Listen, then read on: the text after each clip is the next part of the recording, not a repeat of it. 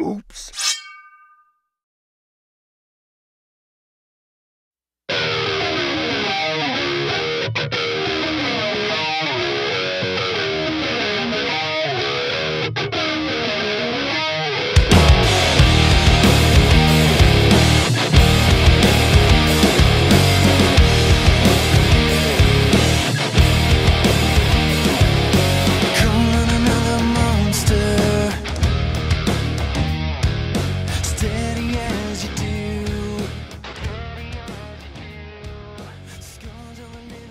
Welcome to the Lift Heavy Run Long podcast, episode number 141. You can find us at www.liftheavyrunlong.com, on Twitter and Instagram at LiftRunLong.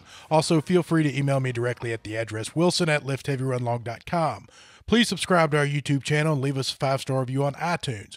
If you're not a member of our Facebook group, you should be because we want you to be there. Search for Lift Heavy Run Long Community and request to join right now. My name is Wilson Horrell. I am one of your hosts. I want to remind you that the Lift Heavy Run Long podcast is not censored, so listen at your own risk. Lift Heavy Run Long has an app, and we want you to be on it. For $3.99 a month, you can be part of that app where you will get 3 bodyweight exercises delivered to your calendar every week. You'll get 4 barbell strength exercises and 4 WODs that are programmed to you from the greatest endurance trainer in the world, Ms. Valerie Hunt of RunRx.fit. For $9.99 a month, you can have access to all of the programs that Lift Heavy Run Long has to offer. Everything from 5K races to 100-mile distances to Spartan races to triathlons. If there's something in the fitness world that you would like to achieve, chances are Valerie has a program that will get you there. What else is there? Feel like I'm missing something. 5-star reviews. You want to talk about all the 5-star reviews we have? I never tell people where they can go to get on the app. I always forget that. You can go to liftheavyrunlong.com and click the sign up now button, and that will take you to a site that has a list of all of the programs, a description of all the programs. You can enter your name and your email address in there, and you will be signed up to the app for a free week. And at the end of that free week, if you don't want to become a member, it just simply goes away. There's no credit card required. There's no commitment. There's no phone calls. Nobody shows up or gives you any problems. So go to liftheavyrunlong.com and get on our list.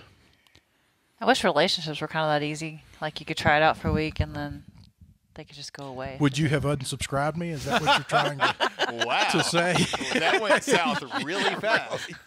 Well, if you're going to make it about you, no. You stalked me too much at the gym. It was just that easy. It just took one time, and it was dunsies.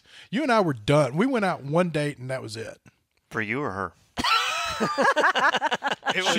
That one date was just in his mind. It hadn't even happened yet. And that was it. Y'all are so witty and cute. Let me tell y'all. Y'all are so good. Because y'all are awesome. Okay, so I need a truth moment here.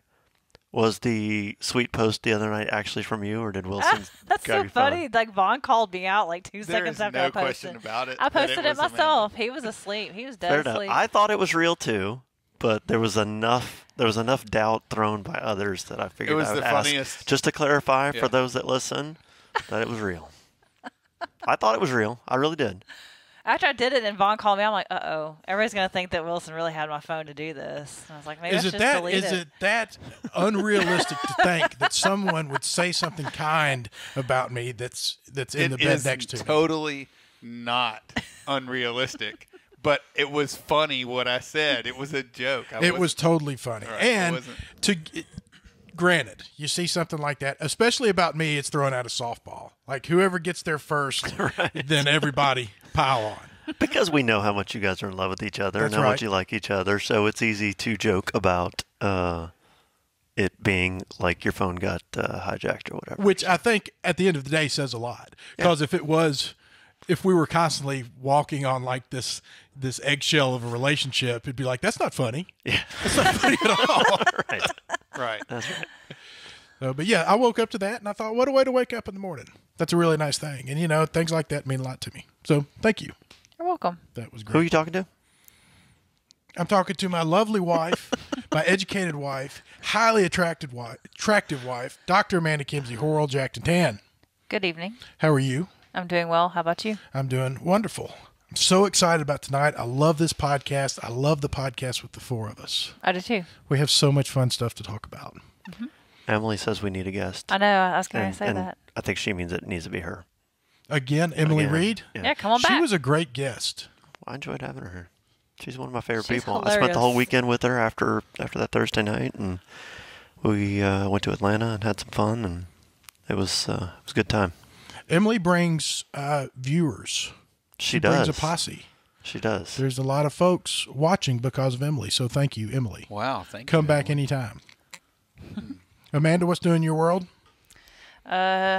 Working gym and nutrition. Working hard at all of it. Yep. Killing it. You are killing it.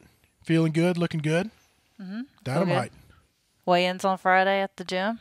I don't know how the weigh-in's going to go. I think the weigh-in, I bet I've probably put on a couple pounds. I feel good. That's all good. Been working hard. You know you have to wear the same thing each time to weigh in, right? Or similar. Do you? So you got to drop trousers and walk around your See, underwear. I would have showed up the first time with like bricks in my shorts. Yeah. I I made Lynn uncomfortable when I said and then the final workout, I'd have like a thong on. Yeah, Lynn was talking and he's like, I was like, you need gym clothes on because that's what you're gonna be weighing in. He was in pretty much that, and he just took his pants off and walked around in his underwear. And Lynn was like, "Oh, Amanda, you can go look at his weight." I have two unmatched socks on. One of them's like knee high, the other one's like rolled down. So funny. She's like, you know what, Amanda, you handle all of this. Man, that says a lot to make Lynn uncomfortable. So that must have been quite the sight. The Reverend Vaughn Rawls. I'm here. How are you? He has pants on. Have pants on. I do have pants on. Which that's your decision. It's pants optional. It's optional. Here we go. Let's take them off right now. Strictly up to you. I do not have pants on, however. You don't have anything on. But you know. But they can't see you. But I'm behind the camera, so. I was thinking about something earlier today when, maybe a couple of years ago, Wilson told me it had something to do with working the program or AA, where when someone asks you, how are you doing, you can't answer with some bullshit thing that's like, oh, hey, man, I'm fantastic. I'm doing good. So earlier today I was thinking, I think I'm going to try to answer that question with an actual answer instead of being like, oh, yeah, it's cool. Fine. Go on. Right, fine. Doing good. Okay. So right now, at this moment, I'm super happy. I love being here. I'm scared, I'm nervous, and I'm excited. I love that. All those things wrapped in one. I don't know what the word is to about the say moment that. we're in or about things in your life? Just everything. That's how I feel right now at this moment. Cool. That is sweet. How far out are we from the Special Forces experience? It's May the 9th. May the 9th. Okay. So a little over a month. Ooh, yeah, that's not long. That's awesome. It is. It's incredible. So I see you posting #TheProcess. I do. I'm trying to get myself. I'm trying to get myself into as best shape as possible within the next 4 weeks. So. And you're assuming that's a big part of what you're going to have to. I know that it's a big part of what I'm going to have to do because I've pretty much, it says on the website you need to be in, peak physical condition. Yeah, I was reading about it. I didn't realize it was just for men because I was like really interested, but it is, yeah. So I was gonna go do it, but now I can't. You can go GI Jane, the Special Forces experience. I'm just so uncomfortable. Like, I'm excited and uncomfortable all at the same time because, number one, it's like I'm excited that my wife let me do it. There was she could have totally said, you can't take all your vacation time for the rest of the year to go do this thing, right? And I would have been like, that's fine. I totally get that, right? This is a huge commitment to take 8-9 days off of work. And so, also, that's a big deal. And also, I don't know where I'm going. All I know is I went down to the courthouse and got a passport. And now I have to buy a plane ticket to go to Canada. And are you just picking the closest international airport? No. I have coordinates. No, I know. Like, so, but based on those coordinates, you're picking an airport to fly into that's nearby. Yeah, and I can Google Maps those coordinates and look at the airport and look at where those coordinates go to. But there's so many other things that go along with it that I can't talk about. Right. That are like putting this pressure, stress on me that I don't know that I can deal with it. Also, I'm like, damn, I need a plane ticket. Well, let's be clear. You know you can deal with it. There's no doubt that you can deal with whatever the pressure is. And you will deal with it. And you will deal with it. I understand that it feels overwhelming, but let's be clear about the words that we're using. It's not that you can't deal with it. It's just you're not sure how you're going to deal with it at this point. It's definitely a unique experience. No, I don't know. I disagree with you. I at this point am disagreeing with you. Have you ever not stepped up? Have you ever not successfully completed something that's been put in front of you? Yes. You've. This is a conversation. Have you ever DNF'd a race? No. Yes, I DNF'd. Everybody's not successfully completed something that's been put in front of them. You're talking about physical activities. I've pretty much done very well. Fair enough. Yeah. Okay. If you're talking about life experiences and opportunities that I've not followed through with, which also plays the same as big a part in this experience as the physical part. Fair enough. Then yeah, I've fucked a lot of shit up. And I wish I hadn't have said that just now. But I've messed a lot of things up. We can cut that out. I've messed a lot of things up. This is an uncensored podcast. I understand that, but my mother-in-law listens and she goes, does he really talk about like that all the time? Like, no, I don't talk like that all the time. But anyway. I bring out the best. The whole thing is, I don't know what it's about. I know there's a lot of personal things. Sure. There's just as much personal things involved in this experience as there is physical things. And so that really worries me too. So there's a whole thing, So and also, I don't have when I have my plane ticket, I want to be like, okay, this is going down. But I haven't got the plane ticket yet. So, what airport are you flying into? Ontario. That's not an airport. I'm going to. I don't know. I'm just playing. I don't know the 3-letter code or whatever. It's called Sudbury, Canada. Okay. So it's near Ontario. So I was reading on the website that you will be a changed person when you walk away from that experience. So does Holly get any kind of information about kind of preparing on what's going to come back home to her? Is there any kind of emotional type of warning or issues that she'll get debriefed on? I can only share the details with my family. Okay. And one other person.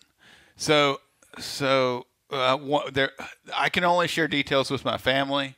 There are 2 people, my wife included, that get to do something that involves with it, but I can't say what it is. All right. So she knows that I'm going. She knows what's involved. She sees what I'm doing, the process leading up to.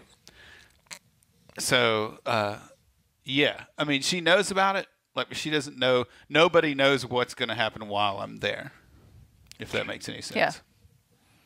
Thirsty, how are you? Sorry. I'm well. I didn't want to spend too much time talking about something we're not supposed to be talking about. That's right. That's right. Especially when it involves a man with a gun on the advertisement. Right. Seems like some pretty intense stuff. I'm good. I am 4 days into my April run streak. Congratulations. It's doing exactly what I wanted it to do. The first couple of days, I was like, ugh. I've committed to this. I've got Katie's been running with me. Lynn and Dawn are running also, not with me, but they're doing runs every day, and Emily Reed's doing a run every day. The goal being 1 mile a day. At least 1 mile a day, a minimum 1 mile a day for all of April.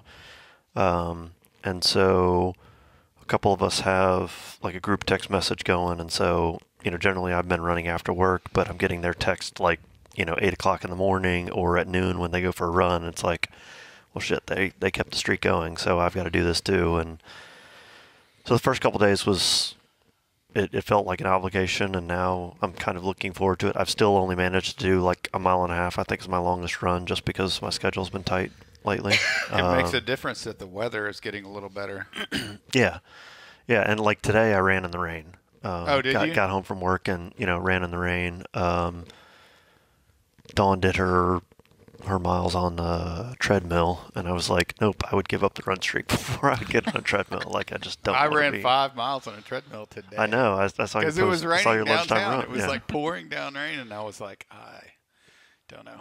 So, but if you're going to run on a treadmill, you have the view to be running on a treadmill. I do. I'm looking at the Mississippi River. It's pretty. It's like the most perfect thing. I got my music in. I don't listen to music when I run, but on the treadmill, I can't. I don't have no other option, either a podcast or music. Today I listen to music.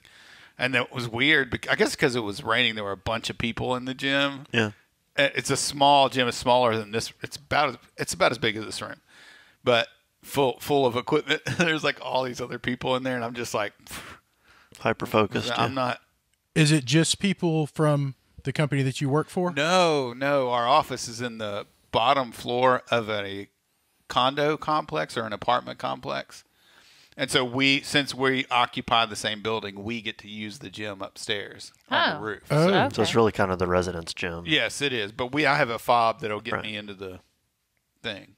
I was wondering if everybody knows, like, that's Von Rawls. That's the that's the 100-mile race. He's the Reverend. They don't know. I don't even know that people. He's rent. They call it a Hyundai. There's nobody at my they work. Call it a Hyundai. Hey, have you run another Hundo? Have you run another Hundo? Hundrali. He's the guy. He ran 1,000 miles once in 14 hours. So I somehow made Thirsty Runner's introduction about me. No, it's all good. It's all good. I've been happy to see your weekday runs and stuff like that. It's made me jealous. And oh man, it's a lot. It's making fun. me want to do it, and I probably will get into the habit of actually running at lunchtime some. But the other thing that's kind of motivated me is I got accepted into the Peachtree 10K. So I think the number I heard was like 200,000 people join the lottery and only 60,000 people get in. So I'm one of 60,000. So it's going to be like the elite runners start at 7 a.m. and the last corral of regular people starts at 8:40 a.m. Like that's how long it takes to get everybody started. Is there only a 10K? I'm sorry. Yes, only a 10K. I didn't realize that there was a pool for it. Yeah, a lottery. Yeah. Yeah, I didn't. Yeah. So that's why I just kind of randomly signed up. But the registration was open through all of March, and then they made the picks on April 2nd and sent out the emails, and I got picked. So cool. I'm super excited about that. It's a bucket list race for me. So are you going to hammer down on it, or are you going to? Yeah. So I mean, we'll see. I know I can go do a 10K without dying right now. Right now, I am extremely motivated to be well trained for that race, but we'll see what happens between now and then. And I'm not going to set myself up. I'm not going to set any expectations because I don't want to set myself up for failure or disappointment when I'm not able to meet those expectations. But I have a feeling that I will be in good shape when I show up there. There you go. I laughed at your comment on Slack when somebody said something about the sheer number of people and the traffic involved with 60,000 people running. You said, well, I guess they wanted the people to know what it feels like to drive in Atlanta traffic. Exactly. It's a lot of folks. Well, I'm trying to do a 5K each week, or sign up for one or do one on my own on Saturdays. And I did my first one last weekend, and it about killed me. I didn't realize you were going to try and race every week. That's awesome. Mm-hmm. I think you need to send me that schedule because I'll probably pick and choose some. I just probably hunt the week before and pick one. Probably once a month will be more than enough for me. But at least for April, May, and probably June, I'd love to join you if I know where you're going. Okay. You're going to register for a race every week? Mm-hmm, every weekend, yeah. I just hunt for a little 5K around. I ran a Run for the Sun last weekend for Harding University for their seminary school. It was really nice. It was a really small race. And I had to walk at 1.8 miles. You said it's been a minute since you've actually run a 5K. Like official 5K in, I guess, a year or more. So it's hard to figure out how to pace that, right? Yeah. You said something on Facebook about that. And I was like, I wish I remembered the exact comment you made, but then I was like, she's ran 50 miles. I know. Like this is not. That's a totally different animal. The way I read it was like, she was like, I've never done this before or something. Like, I never ran a 5K or I've never raced a 5K before or something like that. You said, and I was like, I haven't run a 5K in a long time. Whatever it was, yeah, I was like, well. Yeah. I think you got this. I don't know, but I was like, I was almost Has 6 minutes. Has anybody checked on Amanda? She made it through her 5K? I was almost 6 minutes off of my normal 5K time, and it's kind of hurt my feelings that I guess I've done so many long distance runs. I'm not used to the short burst runs, and so it was really hard on my body. Hey, 5K is tough. If you're going hard in the paint, a 5K will make you suffer for sure. Yes. 5Ks a well-run 5K, you're going to be hurting by the end of it. Yep. I don't think it matters who you are. Like if you're running a 16-minute 5K, it hurts just as bad as a guy like me that's running a 24-minute 5K that is running as hard as they can. Yeah. The fastest 5K that I ever ran, I was with Brian Williams, and it was a Halloween 5K. So I started out in a wrestling mask that lasted about a third of a mile before I thought I was going to suffocate to death. And so I got this guy over here like talking me through the race wearing these oversized Hulk gloves and some kind of mask on his head. It just looked silly that, you know, I'm like about to stroke out and he's just like dressed up in character, like, come on, like you can do it. And I thought, man, that was as hard as any distance I've ever ran. You know, that 5K, I would put that up against any 50K, you know, as far as just all out suffering. Yeah. It's been probably, I don't know if I've ran a 5K in 2 years. And I don't have any plans to run another one anytime soon. Until somebody launches a trail 5K for you. Well, I'll tell you what I'll sign up for, and everybody should sign up for, which is a great way of getting to this. Is the Chris Hope 5K, which is Saturday, October 5th, 2019. 5K and 10K, right? I think he's just doing the 5K. Okay. Yep. Okay. And that will be, I'll likely do the virtual race because last year that was the same week as the Tour de Spree 24-hour race. Then that is my anniversary. Which is Vaughn's anniversary, which so you don't think you'll be doing the Tour de Spree? We know he's not going out of town. He's out of vacation. Right. So you might be there. I'm not committing to anything until I get back from Canada. Right. That makes sense. When is your anniversary? October 5th? October 5th. Okay. I didn't know if that would change. You know, I think it might be 15 years too. So, wow, it's a big one. Yeah, don't mess that one up. Yeah. So, anybody out there that's listening to this, go to chrishope.org and sign up for his 5K virtual race, or be there in person. Either way, it's for a good cause. For a great cause.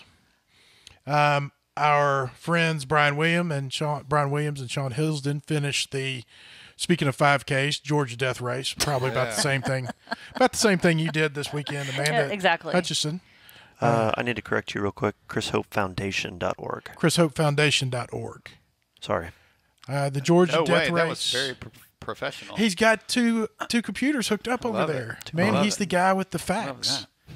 How many people have that? Have a cameraman that has two computers? It's two monitors. I am happy to be on Joe Rogan's level now. Well, y'all try not to be too impressed then. I'm super impressed. Like, I'm not joking. So how far is the Georgia Death Race? 70 miles? 70 miles? I thought it was 60 miles. Might be 70, but 16,000 feet. It's a lot of elevation. Well, that's just dumb. That's a lot. Golly. Good for them. Yeah. Well, tell me, does anybody know the story about the railroad spike? No. I think you get a spike if you finish in a certain amount of time. If you finish in a certain amount of time or something like that. No. That does sound familiar. The reason that I ask is because Sean, I want to say he had a spike in his backpack or something at Big Hill Pond or something like that. Maybe he can clarify on Facebook at some point. Like they sent him one. I don't know. For entering. That's why I was curious about it, because there was some moment at Big Hill Pond or some other race. Maybe it was Sillamore. Crystal said they had to carry it the whole time. Oh, really? Yes. And so, in case you want to drive it through your brain at like mile maybe so. 50 when you can't go anymore. And I want to say it was either Brian Williams or somebody else who asked them just this interchange that I happened to witness at a race. And the person was like, Sean, you got your spike? And he was like, yeah. And he was putting it in his backpack or something. Huh.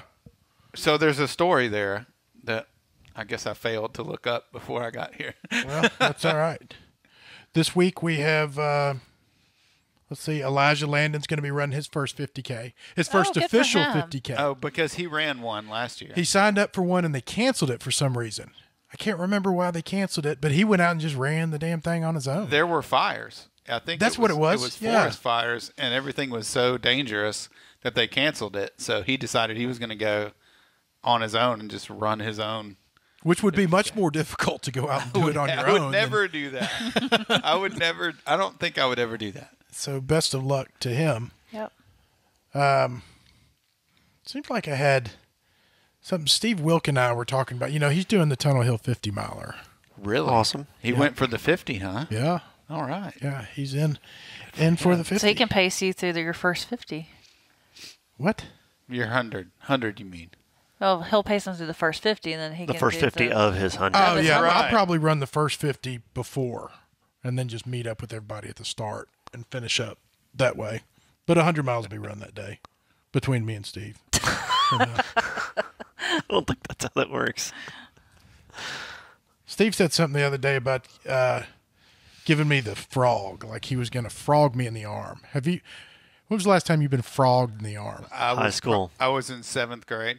Did y'all used to do 2 for flinching? Yeah. Yes. Yeah. If you look at the thing like this, Yeah. like now it's a racist thing or whatever, but if you do like an Is it really? symbol, We still do it in the ER.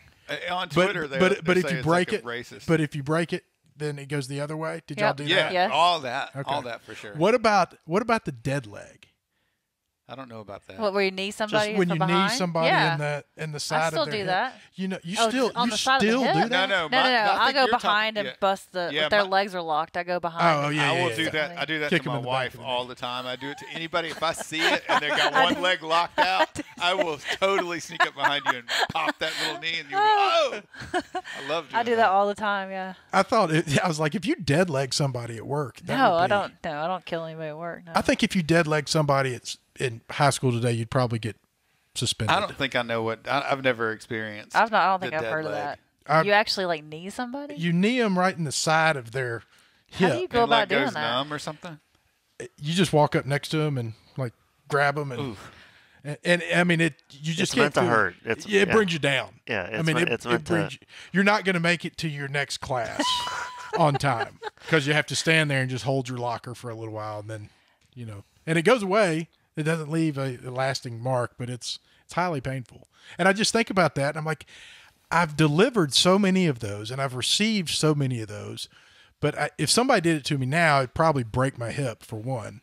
And for two, I think if you did that at school, like you'd be in the paper. Is Steve hoping that if he frogs you and then runs out in front of you that you're going to chase him down and like beat his ass? We started talking about like we were going to have like a wrestling match or some sort of superiority, just display of superiority every 10 miles or something. Just dropping your shorts every once in a while to see who's bigger. Whether it be a leg wrestling match, an arm wrestling match, or something. But whatever. We won't run with Leg that. wrestling. Guys. Diane Wood of the Lift Heavy Run Long Community is also signed up for Tunnel Hill. Gonna have a good group out there. I still am not committed to running, but I will be there that weekend. The Barkley Marathons was this weekend. And Nobody finished. Nobody finished. Go figure. Not even our man John Kelly. John Kelly. He played his own taps. He dropped after 2 laps.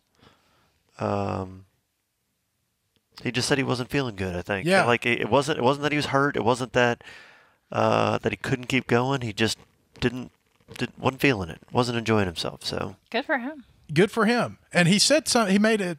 I was watching it on Twitter, and he said something to the effect of, I can't remember if he said, he was very at peace with it. It was a conscious decision that I'm just not going to go any further. And he apparently has a lot going on. Like, he's going to be moving out of the country or somewhere far away to do some sort of running coaching or something. He has a really good opportunity, and people were congratulating him on his next move. And, something was said to the tune of, like, I hope not letting anybody down or whatever. And it was just flooded with, like, if anybody's ever proven themselves, then it's you. Right. Like, if there is a proven how many years ago did he win? 2. 2 years ago, he won the Barkley Marathon. So, yeah, you're allowed to show up and be like, not feeling it this year. It's fun. A couple of things. That race is harder than anyone can imagine. Like, I think. Like, I think I've looked at it like, oh, it's just another hard thing people are going to do. But nobody finished. Yeah. Right? That says a lot. I mean, and he's won it before. It means a lot to me as somebody watching a person on that level to go, nope. Yeah. It's not happening today. Yep. It's just not my day, and I'm going to stop. Did anybody make it through? There's 5 laps total. I think 3 rounds. That's the fun run? The fun run is what? No, I think the total's 5, and I think the 3 laps is fun run. Or maybe 2 laps is a fun run. I don't think anybody made it 3 laps, did they? Yeah. I think 2 completed there were the fun run. I saw people on Twitter that I think definitely did the fun run. 6 people finished the fun run when nobody was able to conquer the course. Which is 3. The fun run is 3 laps. I'm still looking. Sorry. I think that's right. Completing 3 loops, yes. Yeah. The fun run is 3 loops. So 3 loops of 5. 6 people finished. Insane. Out of 40, 6 people finished 60% of it. 28 people finished loop 1. Only 22 went on to attempt loop 2. Night fell in Tennessee hills. A rainstorm swept in, bringing temperatures down to the low 30s overnight. Jeez. Yeah, it was really bad weather. Trails became muddy and difficult to navigate, and temperatures descended. Rain turned to sleet. Yeah, it was bad. Some of the higher altitudes, runners were reporting snow. With conditions worsening, runners started dropping out. How about that? I can't even think of what the site is, but their thing about the Race Expo. Oh, that's hilarious. Dumbrunner.com. Dumbrunner.com. They did a funny article about several of the race vendors still being lost in the woods. The Barkley Expo. Because the Barkley Expo happens over like 26,000 acres of the park or whatever. And man, I laughed pretty hard at that if you haven't seen that. I read an article about the Changwon International Marathon in China that a helicopter was taking video footage of this thing, and it flew too low and started flinging like pylons and barriers all over the place and injured a bunch of runners. Oh, really? Yeah. Wow. How do you think that helicopter guy felt? Well, he probably lost his job. Probably. What? They probably cut his head off. Well, it's China after all. He may have fell on his own sword. He had to do seppuku or whatever that's he called. Killed himself. He landed the helicopter and just right in the heart. Is that Sorry, guys. Seppuku, I think is what he did say, Sudoku? I thought he was trying to say Sudoku. He was really good. He just did some math, and then it was all done. Oh, man. I think he's pretty good as in the ballpark. Yeah, you were. In China. Sudoku. And I'm not even 100% sure that seppuku is right. But I think that's the term you're looking for. Scott Hallison, though, he's already called me out for misspelling Miyagi. Did you know that he said he took like 3 years of Japanese? Wow. Yeah, seppuku is another term for harikari. Is another term for what? Harikari, which is Japanese ritual suicide. You do not pronounce it harikari? I totally used to say that when I was a kid. Harikari. Harry. Oh, maybe that is. Hold on. Oh, I have my sound turned off. I can't. Let me. In other news, a man did a 100-mile ultra marathon in what they called smart shoes and jeans, like dress shoes. And is it dress shoes? That's what it said it was. Like shiny shoes. Like loafers? Yeah. Because there is this new idea of smart shoes that are basically like app-enabled shoes that talk to your phone while you're running and give all this feedback. But you're talking about something different. Well, you got two computers right there in front of you. Pull it up. Dude. What is it? Dang. They lost his luggage, and so he just went ahead and ran the race in his jeans. But it says in the article that all the people were so supportive and gave him all this stuff. I was like, well, why don't you give him a pair of goddamn shoes? Kmart or something and get some shoes. I mean, he's in like Icelandia or something. Something tells me they don't that's have not Walmarts there, right. do they? They just have ice chunks, I guess. Iceland is very green and beautiful, and then Greenland's very icy. Yeah, it says in a pair of dress shoes. Where was the race? Mongolia. Mongolia. Yeah, it's right next to Iceland. Is It's on the outskirts of Iceland. Is that near France? It's in between Iceland and Greenland, right underneath France. The part with all the snow. Paris. Where Vaughn's going? Where's Paris? Give me the coordinates. I'll be able to point it out better. Latitude, longitude, please. I was asking in the Lift Heavy Run Long community for like questions, things that people were interested in, and Tony Whelan asked me something that I thought was rather interesting. He wanted to know what the craziest thing that we had ever seen at a race before was. Something so crazy that you had to question if it was even real or not. And it made me think, this guy has seen something at a race. Something happened to that guy. That completely traumatized Where did the him. race director touch you? Right? Show me on the doll. And I started thinking, when I went the first time that I did a Tough Mudder, I'd never run. I think I'd run 6 miles before at one time.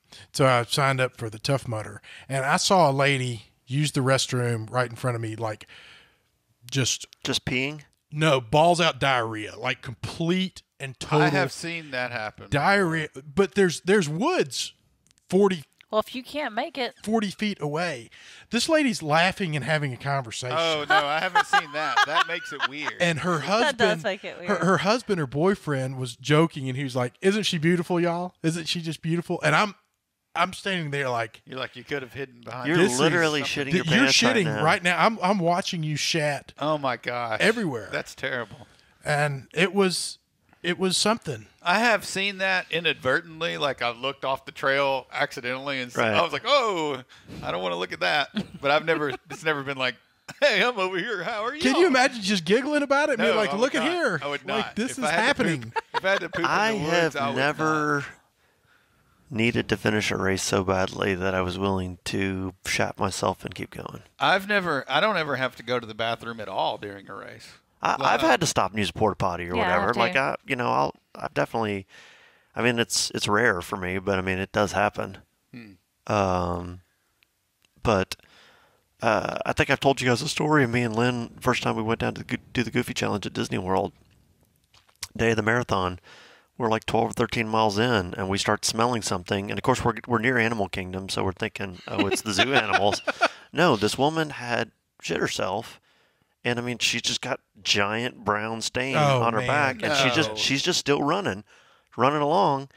And then we were doing like a run walk, and so it was kind of one of those things that we'd get past her, and then she'd catch up to us. I would have had. And to so, put some I don't know. So that's what we finally did. Well, then we had to stop and actually use the bathroom, and I think she caught like back up to us.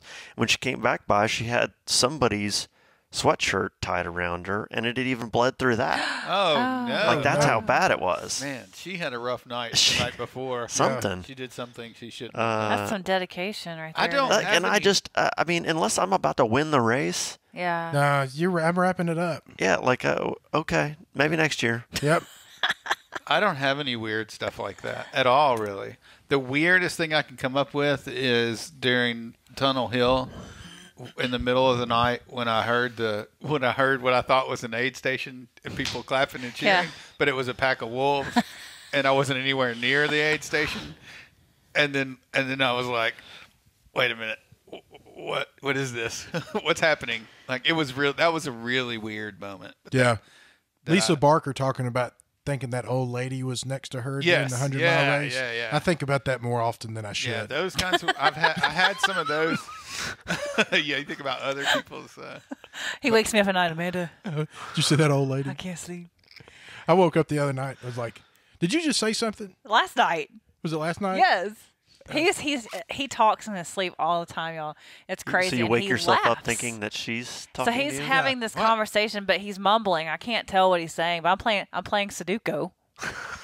By the way, she's committing on my phone. Sudoku. And he's like, huh? Did you say something? It's like, no. I was about to argue with him. What'd you call me? You said something. I know you said something. Yeah, he took a long pause. He's like, okay. Then he just went back out. You were talking about me, weren't you? I wake up in my sleep a lot, and for whatever reason, whenever I wake up and I say something ignorant and I kind of come to, I'm highly defensive that I wasn't asleep, and I want to, like... blame the other person. Yeah, I want to follow through. Like, no, I wasn't. The fact that I said something about Hansel and Gretel is not because I was sleeping. It's because I was asking you about, I try to make sense of it, and I just dig myself a deeper hole. It's strange. It's all muffled through my CPAP mask. Like, I was just talking to you. What? Well, I haven't seen anything really weird out in the running world. Yeah, I don't know. I mean, seeing somebody crap themselves is probably the weirdest thing. That at all. I mean, I've seen people jump off in the woods, but I've never paid any attention to. Whoever saw me do that barrel roll at Sillamore this past year probably that might. Oh, dude, you are a barrel rolling fiend, because I remember we were out for a run at Stanky Creek one time, and you rolled, and like my first instinct was to laugh at you, and then after a second, I was like, "Wait, are you okay?" And you were like, "Yeah, I'm fine." And then I continued laughing at you because of the way.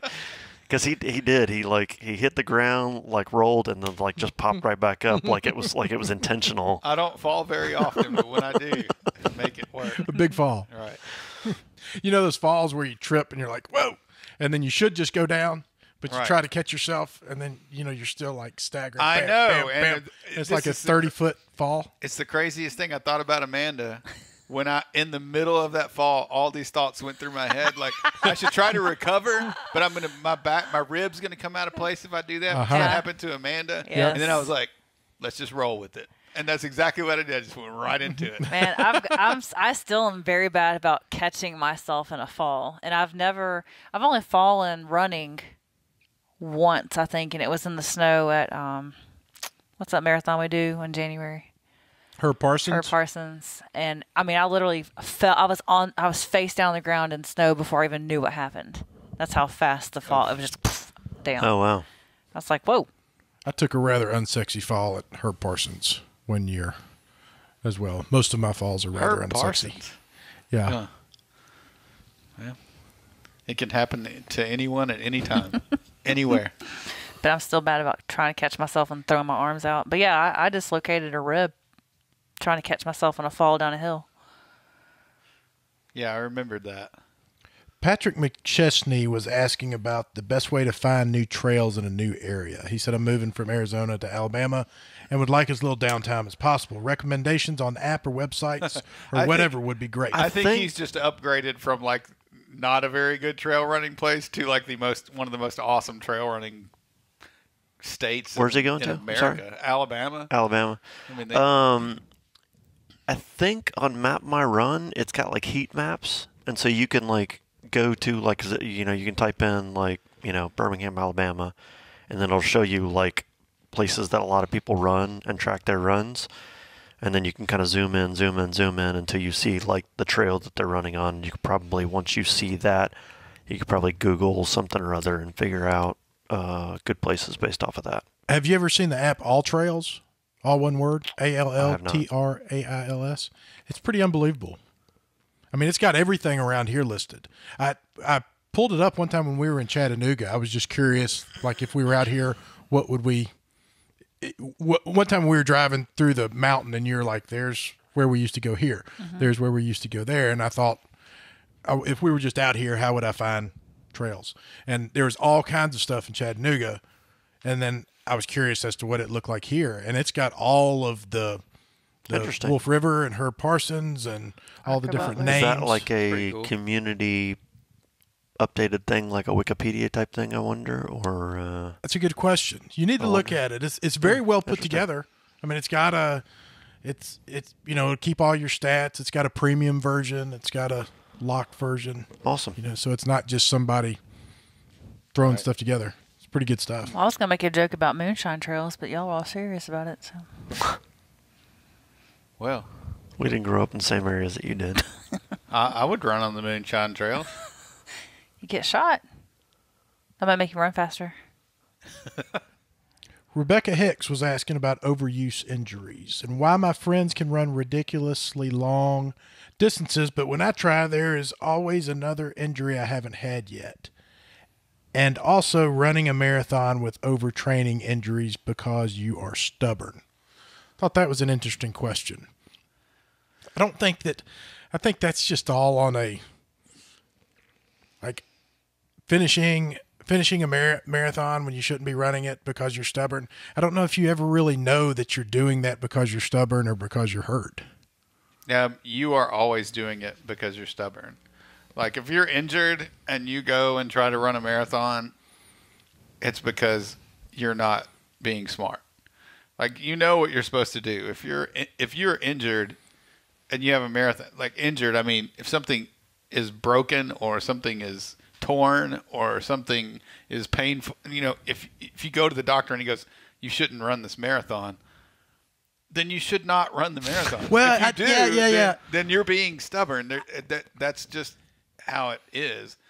And further, if your friends are all running 100-mile races and you're like, man, I wish I could run a 100-mile race. Why can't I can't go run 100?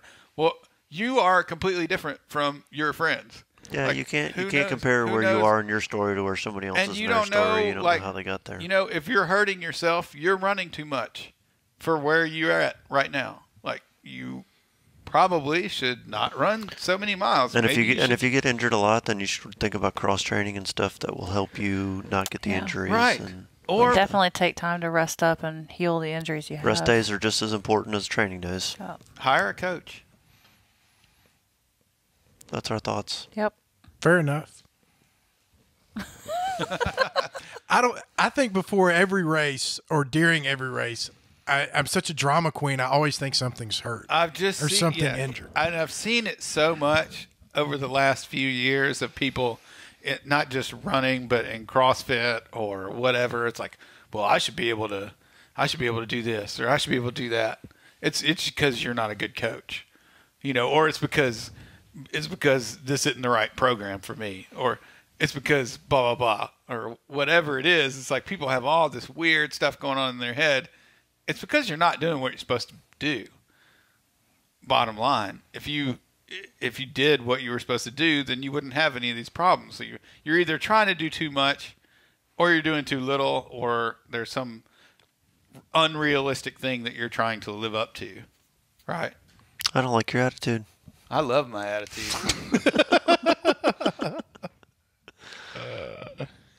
We still have the scoring up for the CrossFit Open.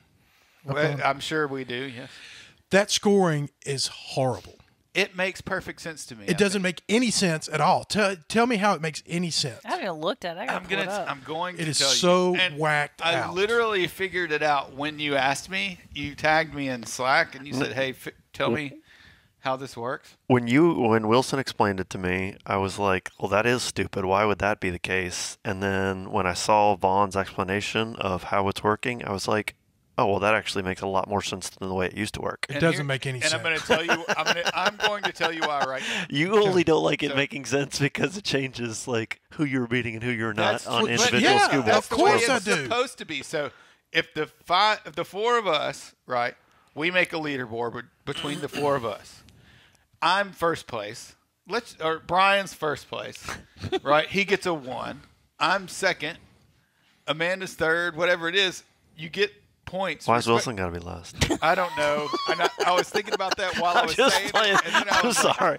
I'm just playing. I should have named Wilson first. But you get points. Because I'm already angry. You get points for whatever place you're in. Well, if we bring Rich Froning, for instance, into this equation, he's going to all of a sudden be number 1, and Brian's not going to be number 1 anymore. Because he's number 1, and now all of a sudden Brian's 2, and he's got 2 points. No, it doesn't go like now. All of a sudden, like Brian's number 4, and you're number 2, and Rich is number 1. That is not the way it can work like that. The 1, 2, 3, and 4, the orders change depending on who's in it. Exactly. That is correct. That's what I'm trying to tell you. So if all you're doing, I can't even remember what any of the workouts are, but let's just say that, that Vaughn got 100 reps in 19.1. And I got 105, and you got 110, and Amanda got 115. Okay, so she's going to be 1, you're going to be 2, I'm going to be 3, he's going to be 4, right? Okay, you throw Rich Froning in there who got 200, then he's number 1, she's number 2, number 3. So if each individual event is only scored based on not how you compared to the world, but how you compared to only the people on that scoreboard, then the points do change. And there's going to be some workouts where Amanda wins, some workouts where you win, some workouts where Vaughn wins. And when you put yourself up against the world, you might be in a different order than when you're just looking at it as 3 or 4 people. And the point is, it's the CrossFit Games, right? So that scoring works because I need, or at least up until now it did, where I need the top 40 males in the world, right? Not in America or not in Olive Branch, Mississippi. I need the top 40 males, or I don't even know now. However many people it is that make it out past the Open, it's worldwide. So I need that what do you call it? That population needs to be all included in that. And so it works for that deal, but when you start ratcheting it down, well, am I the fittest person in the LHRL community? Well, there's 6,000 people in that one. I'm pretty far down the list. Well, am I the fittest person at Olive Branch CrossFit? Well, there's 80 people on that list, and so I'm up a little higher. But any situation where you can manipulate your place based on your environment is fucked up. No, it's not. If I'm ahead of you in Olive Branch CrossFit, and then Larry comes in, they say, okay, there's the 4 of us. We're all in 1, 2, 3, 4 order. Now Larry's here, so I'm no longer ahead of you. You and I flip flop. Yeah. So that's fucked up. The difference, Wilson, is in a situation where you're competing against 80 people. The gap between you and Vaughn could be 20 plus places instead of 1 or 2 places. And so you're getting, like, let's just say you crushed workout number 1 for Olive Branch CrossFit, okay? And so you're number 1 on the leaderboard for all 80 people. On workout number 2, he places 50th and you place 60th. Well, you're still, 40 plus places ahead of him, or points ahead of him, because of how many people were on the leaderboard. You see what I'm saying? Like the number of points. So I'll be beating him in Olive Branch CrossFit. Now go over to Lift Heavy Run Long, and you're still beating me. And he's beating me in Lift Heavy Run Long. Right, because the gap. So I understand the gap should change, but the order of whether or not you beat a specific person. I'm still losing to you in the Lift Heavy Run Long scoreboard. I don't think that's a good. But the scoreboard. And I what I was showing you is where we would flip flop depending on what environment we were in. And competition shouldn't work that way. Yeah, you can't manipulate based on putting. You can fall further behind, but if you're ahead of me, you should be ahead of me on every leaderboard. Now, so that's what I'm, okay. So if we have a leaderboard that's just the 4 of us, there's 5 workouts, right? So that means the minimum number of points you could have is 5, and the maximum number of points you could have is 20. a leaderboard with us. So if I lost every workout to all three of you, I would have 20 points at the end of it. If you won every workout, you'd have 5 points at the end of it. So that gap is only 15 points. But if you put 80 people in there and you win every workout, the minimum number of points you can have is still 5, but the maximum number of points you can have is now, 450? And so that gap is a lot different. And so depending on where you placed compared to that leaderboard, your points are going to change. And so I agree that if you beat him on exercise 1, you should always beat him on exercise 1. And I guarantee you that that's the way the leaderboard shows it. The problem is that the gap on the points is different between which leaderboard you're looking at. And so you finishing... if it was just the two of you, then it would always be the same, I think. But when you put other people into it, that gap affects. That is true. If how it's much just the two of you, because then it's not about whether you just beat Vaughn. It's about how many other people were in between you and Vaughn that affects your placement on the overall leaderboard. Does that make sense? Yeah, it makes sense to me. But the positive thing is the way that works is I can not do very well overall, but then I can also start to niche down to, okay, well, how many of these people can run a 5 minute, 45-second mile and deadlift 400 pounds? Well, raise your hand. I'll put you on a leaderboard. So I can make my own leaderboard where I am number 1. Right? You can manipulate it any way that you want. You can bring in a ringer and say, okay, I'm out of 4 people, I'm 3rd here. But you throw in a 5th person and I become 2nd? That's crazy. I might disagree with that, but if there's an order of the 4 of us, 1, 2, 3, and 4, then that should at least stay.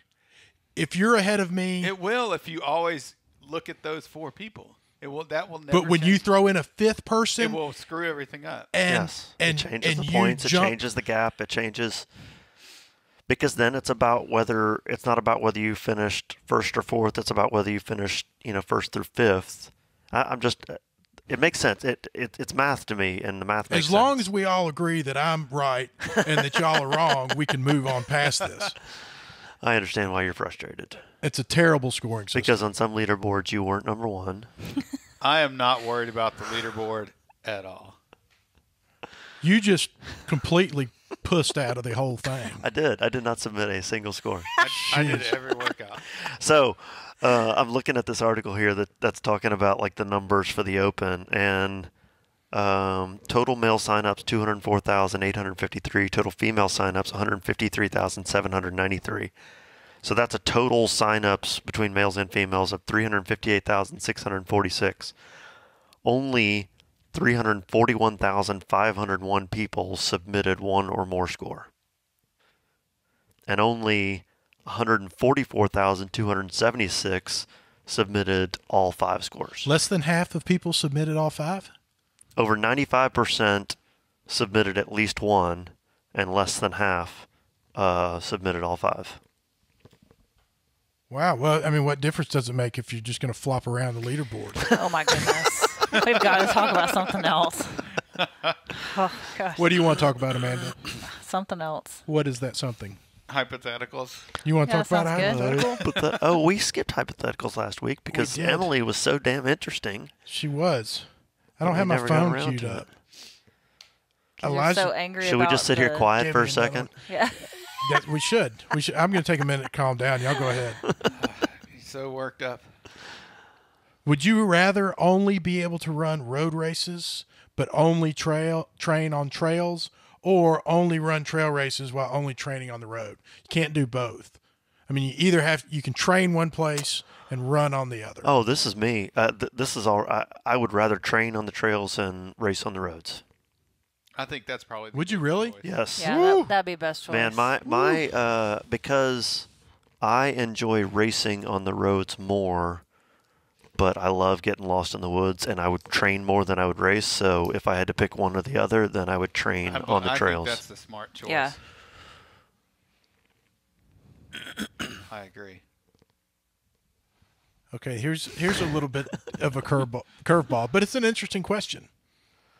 If a man jumps off of a 50-story building and gets shot halfway down to the ground, is it considered suicide or murder? I am not a lawyer. If Vaughn jumps off a building and I shoot him, should I be arrested for murder, or is he just considered? Yes, I think shooting somebody is illegal regardless of whether they were on their way to killing. Yeah. Because if I was dying of cancer and I asked you to put me out of my misery and you took a gun to my head, you're still committing murder. Agree. Well, it's cause. What if you're dying of cancer and I threw you off a building and Vaughn shot you? Which one of us? I know the answer. Which one of us goes to jail? The answer is cause of death. So the coroner will say, well, he died because a bullet went through his head. Right. Or if maybe you hit me in the shoulder and I didn't die, he's got a bullet in the shoulder, but he crashed down on the ground and died. So, but you'd still be prosecuted for shooting somebody. Maybe for I would tell murder. him that I was saving your life by pushing you out of the way of Vaughn's shot because Vaughn was trying to kill him with the gun. Okay. Amanda, is it murder or suicide? I think it's murder. Would you rather be the pusher or the shooter? You baby killer. Tell us. Tell us which one, baby killer. I think it'd be more fun to follow the shot down the building. I think I forgot to copy and paste my other one. I had one that was really good and really deep. Almost as deep as that last one, but probably. Where you had one from Elijah. I just asked it. Oh, that was it. Okay. Yeah. Okay. Not the shooting one, but the one about would you rather train on the road or the trails. I've got a bunch of other stuff. That was our cliffhanger for last week's episode. That we had to wait around for Elijah's. I can go on forever. What's our cliffhanger this time? We have content, man, but we don't have time. Content is key. We have content, but no time. We're already over time. Wow. It goes by fast, Time flies when you're having fun. Yep. Aw. That's why. We can only hope the audience is having as much fun as we are. It really you know doesn't what? make any difference? It really doesn't make any difference. I would still show up. Even if we took off the microphones and we just committed to hanging out for an hour once a week without the cameras and the microphones or anything, I'd still do it. I love that people listen to this podcast, and it makes it so fun to interact with them. People do listen to the podcast. But I do enjoy just this, just getting together and talking. I don't enjoy running out of time, but we did, so we have to go. Okay. Lift heavy, run long, number 141 is in the books. Thanks for listening.